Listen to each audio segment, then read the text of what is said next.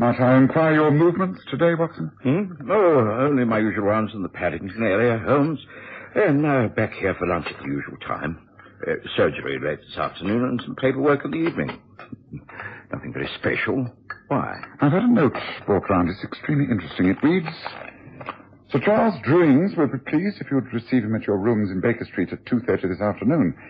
It is a matter of national importance and extremely urgent. As it comes, as you can see, from the seal on the envelope from the Admiralty. Well, I think I understand. The matter will be secret and your meeting highly confidential. You'd like me to lunch in town and come back later? No, not at all. I believe Sir Charles Druings is a very shrewd and devious character. I should very much like a witness to this meeting. You will be here to assist me.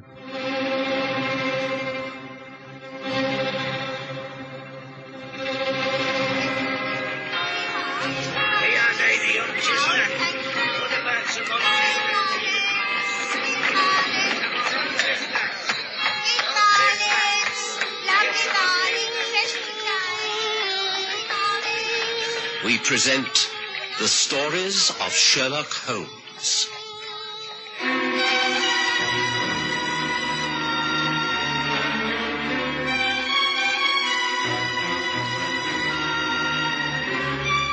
Lack of evidence.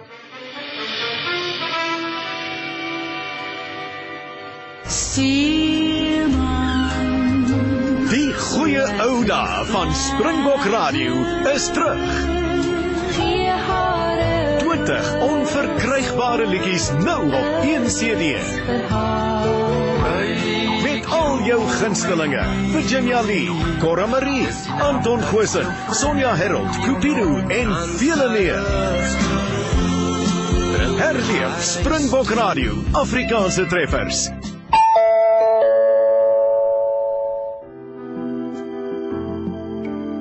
Flower Connection has just opened their flagship store in Linden, Johannesburg at 65 on 4th, situated in 4th Avenue. For fresh cut flowers, plants and florist accessories at wholesale prices, come to Flower Connection. Call Jenny on 076 951 9449 or visit our website at www.flowerconnection.com.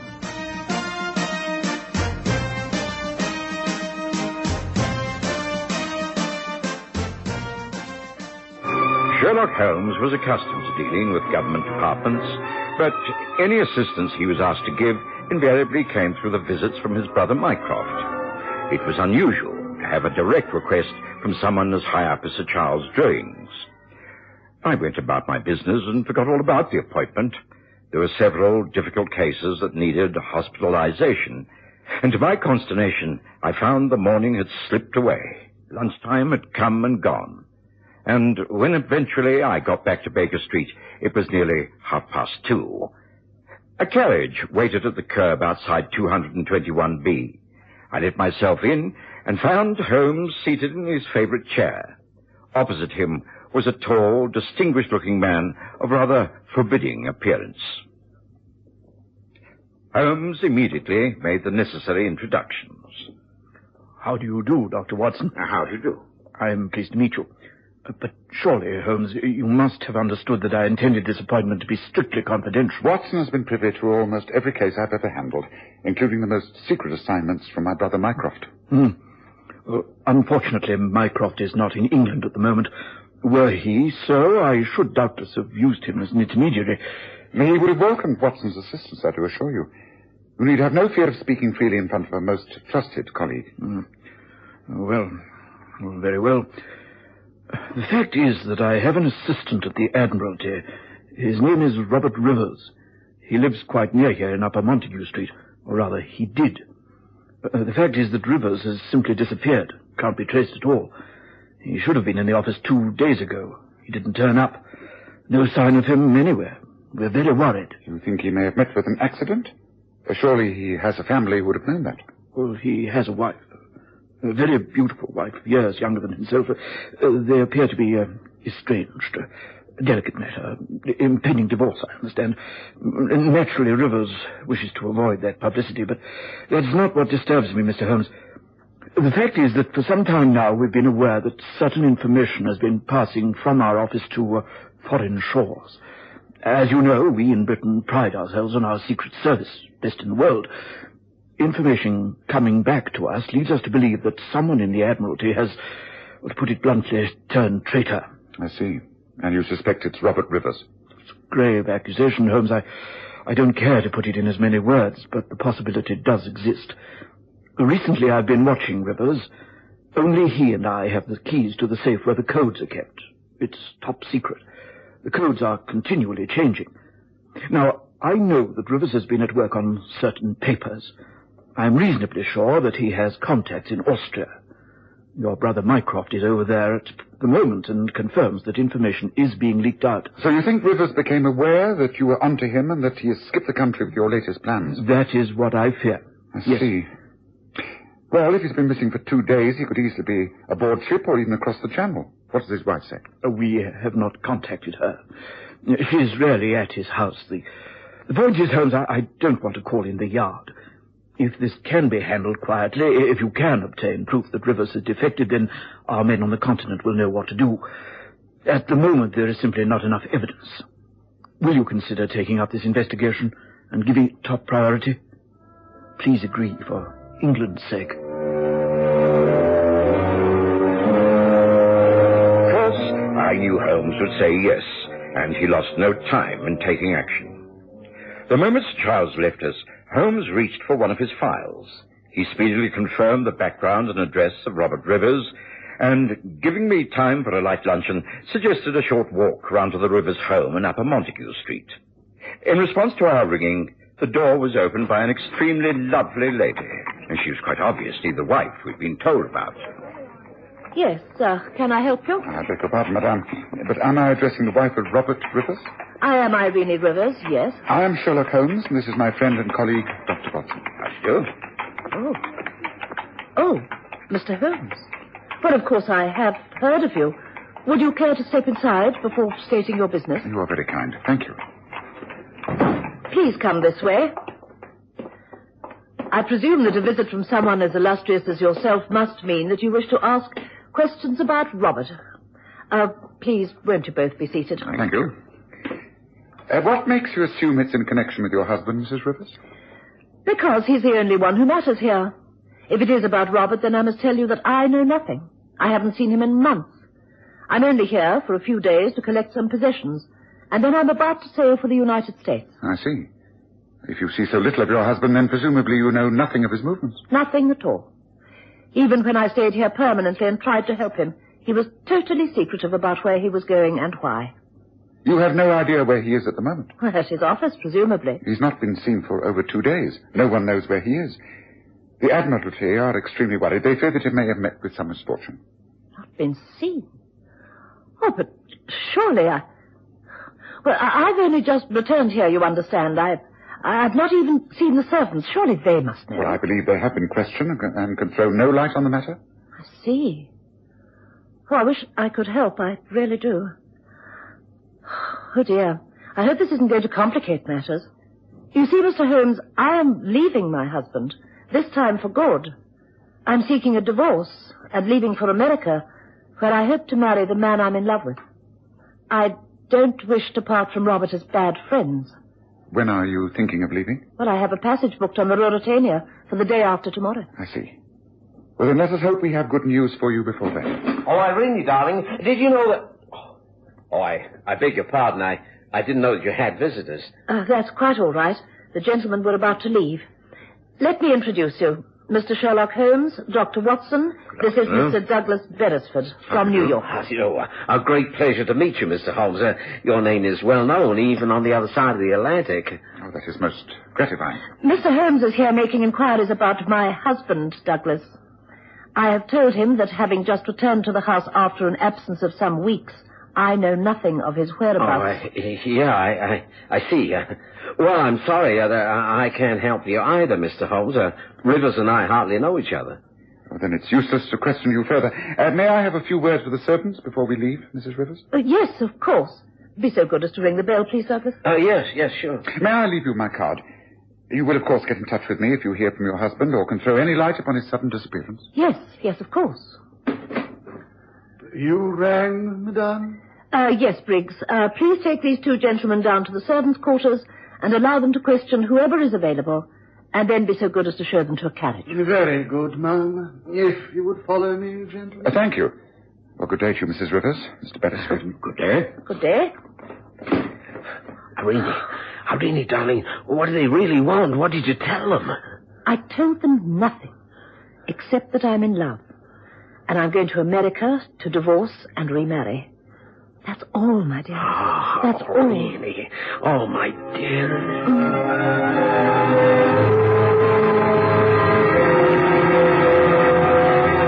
The christening of the servants at Upper Montague Street took very little time. But, to my surprise, Holmes asked to be shown out the back way into Montague Mews.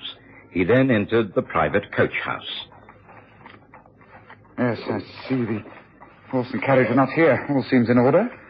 The hay untouched, unused. It rained yesterday, but there's no evidence of it in here, except... but wait. What is this over here? Look. Blood. You're right, Holmes. Blood, and quite a lot of it. Dried blood. It's not fresh. Yes, and here there's been quite a violent struggle. The hay, canvas coverings, all buried away. Give me a hand, Watson. Look.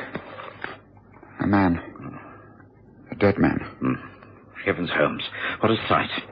This man's been beaten to death. Yes, it looks as though he's put up a good fight. His hands are much bruised. And then perhaps when he was down, he was struck violently from the back with a heavy instrument. Look, a coachman's wheel hammer. Shot at the base of his skull. Oh, it's murder, all right, Watson. Holmes, is this Robert Rivers, the missing man? No, I think not, Watson. He's a servant. I should judge from his garb that he's a family coachman. The poor fellow's dead, all right. Well, that means we shall have to bring the police into this case. Can you please use the telephone, Watson? I saw one on the wall inside the hall. Yes, of course. Get through to Inspector Lestrade at Scotland Yard. Tell him to come to me or send a man round. Right. Meanwhile, I have the opportunity of going over this table before no one else gets here. Now, hurry, Watson, hurry.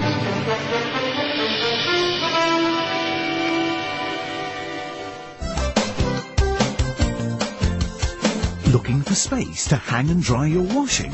Washline distributors have the solution.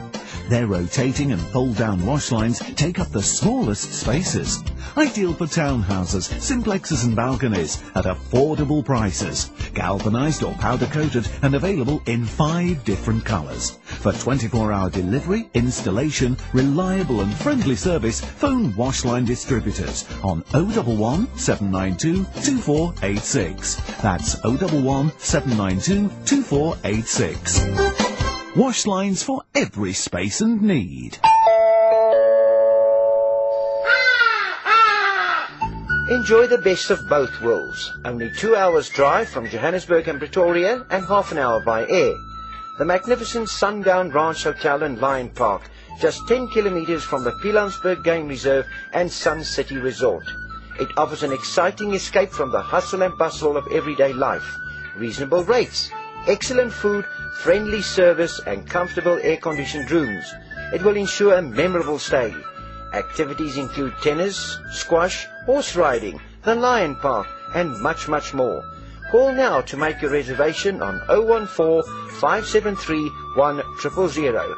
That's 014-573-1000 or visit their website at www.restinations.co.za/Sundown Ranch. The Sundown Ranch Hotel and Lion Park. 2 worlds in one.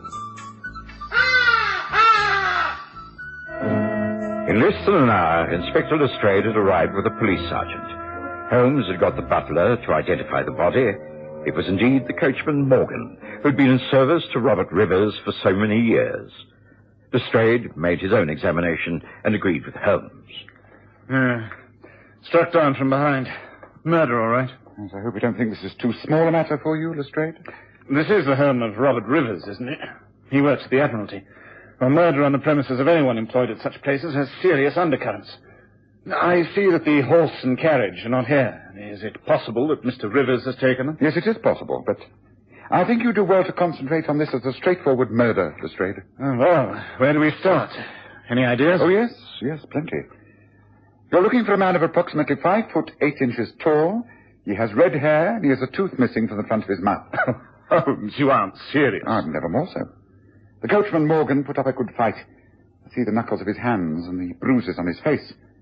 He landed several blows to the head of his assailant. Adhered to the blood on his hands were various hairs.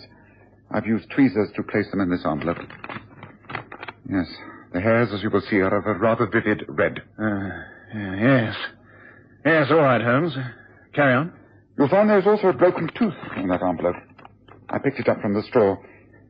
It must have been from the man Morgan was fighting, because Morgan's teeth are all quite intact. Also on the beam of the stable there are similar red hairs. That shows that the man was hit and staggered back. His head hit the post at roughly 5.5 feet from the ground. It is reasonable, therefore, to assume that he is a small man. He must have red hair and a beard. Yeah. Well, that is something to go on, isn't it? I think so. There must be hundreds of red-headed men in London, but not many who also have broken front teeth. It narrows down the field somewhat. I think you'll find that the killer is a hired thug, experienced in this field. May I make a final suggestion? By all means. Try Limehouse. There is a pub called the Anchor near the river. It's the kind of place where all the seamen gather. There is a so-called gymnasium at the back. I've long suspected it as being a screen for various smuggling activities. If you get a couple of plain clothes men to dress up as rough seamen, they may be able to pick up a lead on the man you're after. Oh, yes, all right. I'll follow through on that, Holmes. Thanks. After we left Montague Mews, Holmes went back to Baker Street, and I took a cab to my surgery. I'd delayed my work long enough. It was now quite dark, but I was able to see the many patients who'd been waiting for me. It was late when I eventually made my way back home. Watson. I've been sniffing about in Limehouse. The Strayed's men are there, standing out like sore thumbs. They were in the bar of the Anchor, but in a way they helped. They made my own investigations pass quite unnoticed. I found the murderer all right. Oh, you have? Well, who is the man? A most undesirable creature by the name of Joe Cornfoot. He's a burly 5'7", has red hair and a front tooth missing. I've advised Scotland Yard, and the Strayed should call him in for questioning. They should be able to get the truth out of him. Yes, but Holmes, even if they do get a confession out of this man, will that help you to trace what has happened to Robert Rivers? Oh, I sincerely hope so, Watson. Well, there must be some connection. An important Admiralty man disappears and his coachman is murdered on the same night? No. There must be a link. It all depends on Lestrade. Can he get at the truth? Oh, let's hope so. Oh, well, it's been a long day. I'm getting to bed. Good night, Watson. Good night, Holmes. Now, come on, Cornfoot. Tell me the truth. You ain't got nothing on me, Inspector. What makes you think I'm the man you want? You've got a front tooth missing, haven't you? We've got one that will fit that gap in your mouth exactly. So what? Lots of seamen have got teeth missing. How did you come to lose yours? Well, it must have been 2-3 nights ago. I was mixing it with another bloke in the gym at the back there. A fella called Max Welder. Caught me one in the face, knocked me bleeding tooth down my throat. Yeah, look, that's Welder's just come in. You can go and ask him if you like. I will, later on. Tell me where you were last Monday night between the hours of 6 and midnight. Well, see, I was here most of the time. Yeah. The landlord will bear me out. He'll tell you that I had a bit of grub, a few pints, and then I went round to the gym and had a couple of rounds with the boys, and got my tooth knocked out and came back in here until closing time. As a matter of fact, because of me smelling face like, I spent the night right here in one of the rooms at the Anchor. You expect me to believe that? So please yourself. I've got a dozen blokes to back me up. Just hold on, Jiffy. Alf Brown is the landlord. Hey, Alf, come over here. What is it? The inspector here is questioning me about where I was on Monday night. He seems to think I ain't telling the truth. You tell him. Monday? Oh, let's see now. That will be the day you had your tooth knocked out, wouldn't it? Right. Yes, after you got such a nice supper to stayed overnight, if I recall. Yes. Well, there's Max Welder over there. He's the bloke who copped you one, wasn't he? That's Max. Shall I call him? All right. You're all going to stick together. But I warn you, Alf Brown, this is a serious offence. If you are shielding a murderer lying on his behalf, Then you are an accomplice, and you could end by swinging on the end of a rope. Remember that.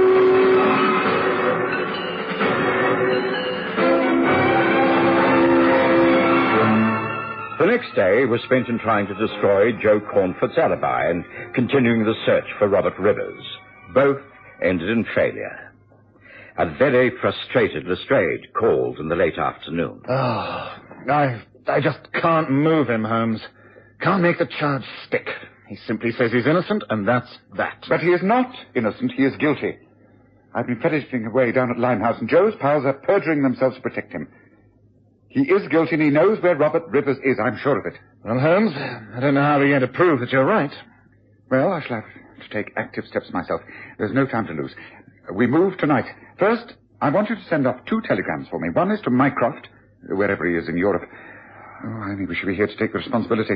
The second is to Sir Charles Drewings. Then I want you to have your men at the ready down at Limehouse, Lestrade. Watson, are you agreeable to accompany me? Yes, of course. Of course. Then it's about 9 o'clock we will journey to Limehouse. Suitably clad, of course. I'm sure I can find old clothes that you can get into. A large Inverness cape with big pockets that can contain a revolver or 2. So you think it's going to be dangerous, Holmes? No, we're tackling dangerous men. Let's go prepared. Come, let's get started. Now, Lestrade, this is what happened.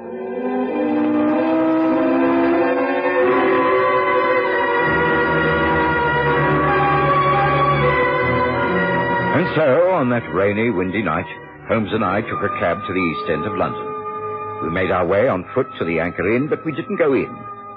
It wasn't all that late. We waited down a side alley. After half an hour, 2 men left by the back entrance near the gymnasium.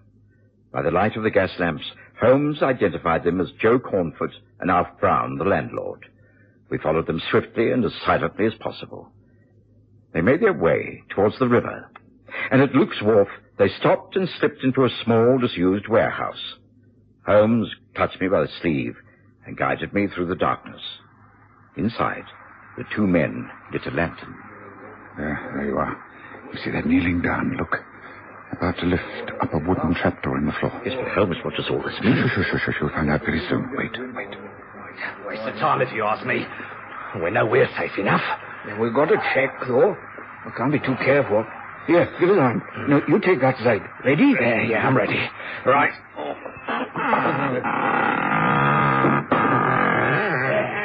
See, still there. Told you. No chance of anyone discovering him under the floorboards. Now, all we have to do is put him in the chest. Come on, now. Easy now. That's got it. Right. Close him in. Right.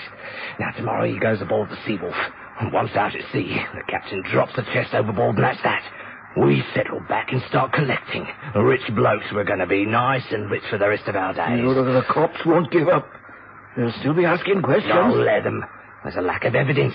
They can't make any accusations. Stick, it's worth taking a few risks. One risk too many. Oh, what? Don't move. There are 2 revolvers pointing at you, and both my friend and I are crack shots. Keep them silent, Watson. Let's get Lestrade in here. I know he's been following us. Right. Yes, well, the game is up for you 2. You may have been lucky once, Cornfoot, but you don't need a false alibi for this evening's work. This time you face a charge of murder.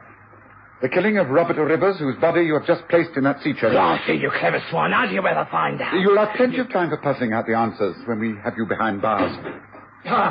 Holmes. Watson. I take it you're all right? Yes, there's nothing wrong with us. But our friends here have a lot of explaining to do. You'll find the dead body of Robert Rivers in that sea chest. Take these men away, and then... All right, so long, you men. I think you can make another arrest. A bigger fish this time. These are just 2 sprats to catch mackerel. Come, Watson. There's still important work. Holmes and I left Lestrade in charge and took a waiting carriage back to Baker Street. There, we hastily changed from our old clothes, washed ourselves as cleanly and speedily as possible, and at exactly midnight, while the chimes of Big Ben ran out over the city, I heard someone pull our doorbell. It was Sir Charles Drewing. Holmes' welcome was most cool. I have to report that my case is closed, Drewing. The body of Robert Rivers has been discovered. Thank you for answering my telegram by keeping this appointment, but you must have known that to stay away would have been more condemning than to face my accusations. I'm afraid I don't know what you're talking about. Oh, but I think you do. You have been responsible for all of this, haven't you? You are the traitor who's been selling secrets abroad. The secrets of the Admiralty, new improved armory on our warships. You knew Mycroft might easily discover the leakage and who was responsible. So thinking to throw him off the scent, you turned to me. But you have already committed the major crime, hiring Joe Cornfoot to abduct Rivers. Then you wish to plant further evidence of his treachery by sending Cornfoot back into Rivers' house with enemy correspondence. But the coachman intervened. He was killed. Cornfoot fled. And you had Rivers killed and his body made ready for a final disappearance at sea. You will have to prove all this. Oh, yes. I certainly shall be able to do so. In your case, there is no lack of evidence. Would you care for a glass of brandy while we wait for Scotland Yard? They won't be long. Sir Charles Drewings remained quite silent. He refused to make any sort of statement when Lestrade and his men arrived to take him away. Joe Cornfoot and Alf Brown were arrested on charges of murder, and Holmes lost interest in the case completely. It was over a week later when we were sitting at breakfast. Yes, I see two items of undoubted interest to you, Watson. One is the sudden death of Sir Charles Drewings of a supposed heart attack. How convenient. Oh, well, we won't bother to question that. The other is that Mrs. Irene Rivers has now become Mrs. Douglas Beresford after hearing of the death of her first husband, Robert Rivers. Well, I trust you have an uneventful day today, Watson. I certainly intend to do so.